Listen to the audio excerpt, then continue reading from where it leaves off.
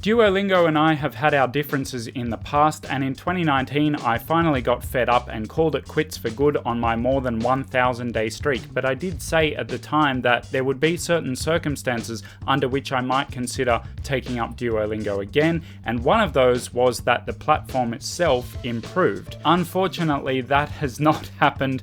Duolingo has not improved since 2019, it's actually become worse, and that's not just me saying that, that's a fairly widely held opinion. But even I, both all those years ago.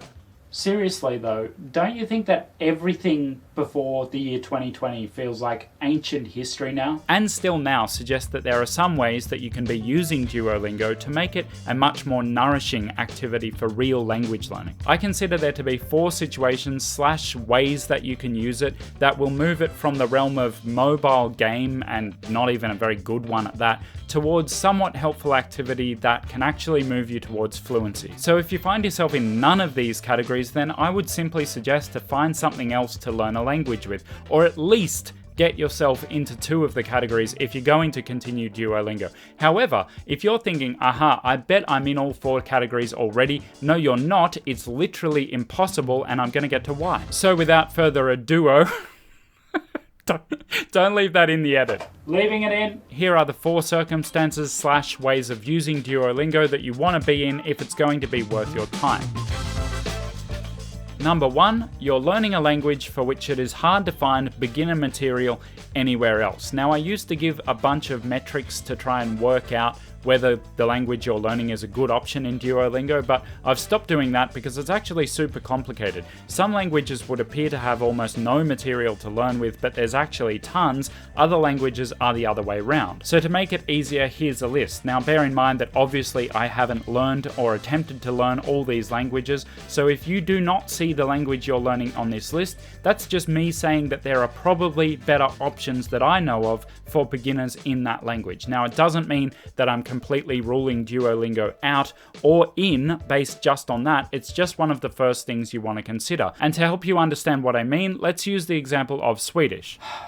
How original. You have never used the example of Swedish before on this channel. Swedish on Duolingo is not exactly amazing, but let's consider the alternatives. There are hardly any pre-made Anki decks, it's not on Speakly, it's not on Busu. There are loads of ways to learn Swedish for those who already know like 600 to 800 words, but for getting from 0 to that stage, Duolingo is actually a pretty good option. But compare this with, say, Finnish. The Finnish course on Duo is very short, so it's not as comprehensive, and it finds itself up against Speakly. Probably because Speakly just so happens to be Estonian, they have Finnish, and that means that Speakly is just the better option because it's a better program. So I could say either use both of those, Duo and Speakly, or just use Speakly, because it's just better. Now, before you go saying, hey, that's not fair, Duolingo is free and Speakly isn't, well, they're actually both freemium, and they're pretty similar pricing models at that,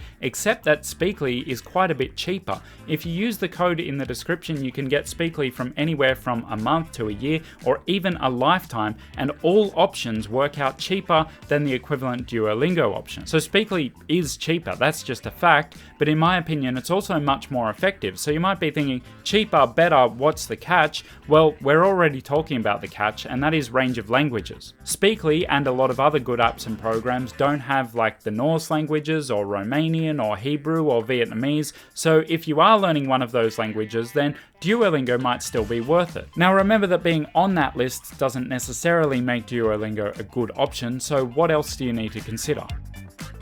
The second thing you want to make sure of if you are going to use Duolingo is that you're not just chasing points. This is one of the big changes that Duo has made in the last couple of years, and it's very clever. It's an ingenious way of getting people to use it more and for pushing the paid version, but unfortunately it's come at the cost of promoting real language learning. Now, of course, you can just ignore all that, but it's not what you're encouraged to do. The leagues are all about points, and to do well in the leagues, to win them or be promoted up to the next league, you basically need to forget about actually learning a language and just do lots of points. So if you can, I suggest that you do as many lessons as possible on a desktop or laptop computer. You won't get as many points, but the language will stick better, you'll avoid the dreaded hearts problem if you're on the free version, and thanks to browser extensions and the like, you'll have more control over what does and doesn't interrupt your language learning. Now, full disclosure, I have Duolingo Plus. Due to the fact that I make videos about language learning, it just makes sense for me to have something that gets rid of ads and the rest of the features it gives me. So I have it, but even so, doing lessons on a full computer, there's something about it. I don't know what it is, whether it's the mouse or the size of the screen, because, in case you didn't notice, this is quite a large screen. It makes my engagement with the target language so much more existent. If you don't believe me, try it for yourself. Something about the way that we're used to interacting with mobiles seems to mean that I can see the same Russian word literally 30 times, and I still have to tap on it in order to know what it is. What does the I stand for again? But even if it's not to do with being on a desktop versus a mobile, try not to chase points, because when you get point hungry, you'll do all the easiest lessons, you'll do them as fast as possible, and if you're really sneaky, which of course I'm not, you'll discover that the easiest way to get points is just to do lessons in a language you already know. And I know that people are doing this because I've seen the leaderboards. No one who is racking up 12,000 points in a single day is learning anything of their language that day. I'm sorry, but no, I'm fine for people to chase points. If you want to chase points, go for it, but do not confuse that with learning a language. The third situation in which it may be beneficial to use Duolingo just to get started is if you're learning a language with a different script or characters. The big appeal of Duolingo to many people, and even to me still now, is that it's so gentle. Now, I know that the meme says that it's threatening and violent, like Spanish or Vanish and all that, but it's a meme, it's stupid. If you're using the desktop version or Duo Plus, there's basically no penalties for making mistakes, and that makes it an extremely low resistance entry into a language. Now, Duolingo can be extremely repetitive in languages like French or German. I don't want to have to answer 27 times what the French word garçon means. Garçon means boy. But when it comes to a language where the word boy is represented like that, I don't mind seeing it lots of times. However, when it comes to Mandarin, Japanese, Arabic, Russian, and probably a few more, this does somewhat contradict the first condition, because that one was that there wasn't much material for beginners, and all those languages have tons of material, so I'm just noting this as another factor to consider. Now, if learning a new alphabet or a bunch of characters on Duolingo doesn't appeal to you, then that's completely fine.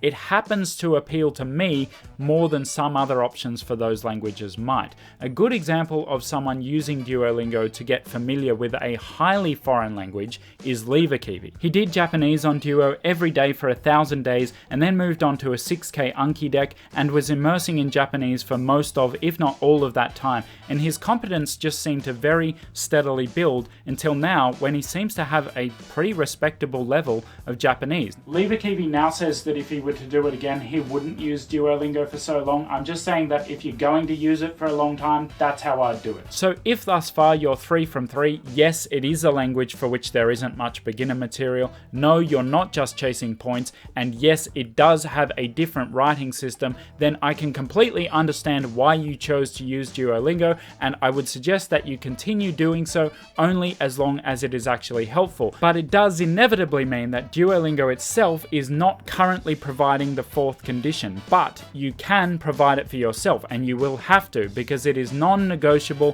for real progress in language learning, and it is that you are actually engaging with extended use of the language. By extended use, I mean more than 1 or 2 sentences at a time. Something that's become extremely popular since it started is Duolingo Stories. Now, don't get me wrong, I think the stories are excellent for beginners, but until they added Japanese stories just recently, the stories had only existed in resource-rich Anglo-semblant languages. In other words, languages for which there are so many other options for beginners and for which there is some built-in comprehensibility for English speakers. Now, this doesn't make the stories bad, but it means the competition for the languages that we're talking about is so good that I still don't necessarily see Duolingo Stories as being the best option. Even so, whether you're learning one of the 6 languages that has stories or not, you need to be actually consuming the language in some kind of more extensive form. Compared to even the most efficient use of the traditional Duolingo lessons,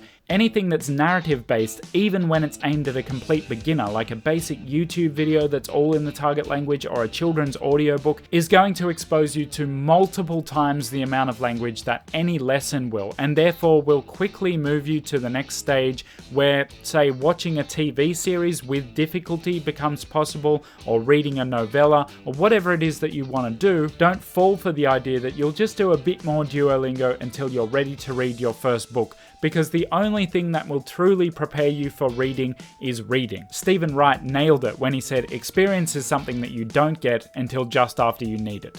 So if you're considering whether you want to start Duolingo or move on from it, or especially if you're considering upgrading to Plus, it's worth remembering that for Spanish, French, German, Russian, Italian, and even Finnish, there are definitely better paid options. Spanish, French, and Japanese all have REFOLD 1kdex, so that's going to be a superior and faster way of learning the most common words. Like, of that I have no doubt. But if you are learning one of the languages on screen, remember that there are still other options, whether you use them instead of Duolingo or in addition to. For example, most of these languages have Pod 101 courses, and at the very least, even if you're like a day one beginner, you want to be moving away from just using Duolingo and towards things like listening to conversations repetitively.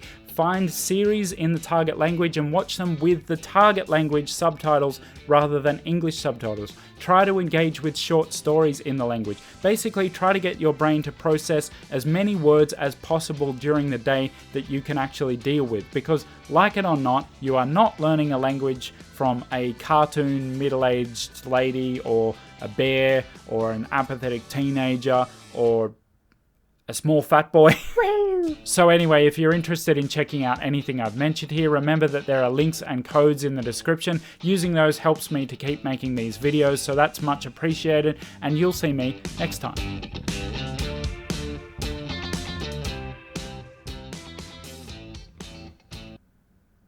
Are we done?